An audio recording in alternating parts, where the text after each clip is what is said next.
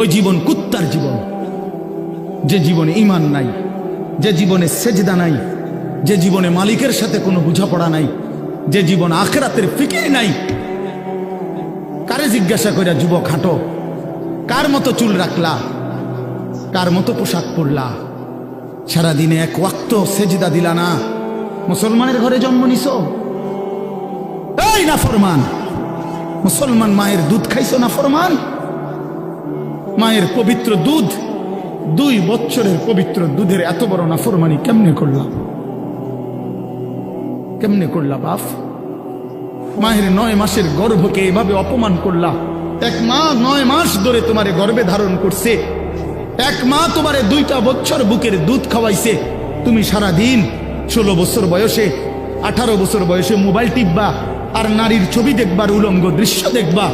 এই জন্যই মায়ে তোমারে দুধ খাওয়াইছিল। তোমার বাপ আজকে 16 বছর বিদেশ থাকে, এই জন্য মাথার ঘাম পায়ে ফেলে 12 ঘন্টা 14 ঘন্টা ডিউটি কইরা এক একটা টাকার মধ্যে, এক একটা রিয়ালের মধ্যে প্রবাসীর ঘামে যেন বীজা ডুবা, ঘামের মধ্যে ঘাম দিয়া মুছা, এক একটা রিয়াল, এক একটা টাকা। আমি প্রতি বছর হজ উমরায় গেলে তো প্রবাসীদের রোমে রোমে যাই, বিদেশিদের কামরায় কামরায় যাই। আমরা এমনি আমার দেশের মানুষগুলোর কাছে যাই, আমি খুব যাই। তো এরা বলে কয় যে হুজুর আজ 16 বছর, 32 বছর সৌদি আরব জেদ্দাতে।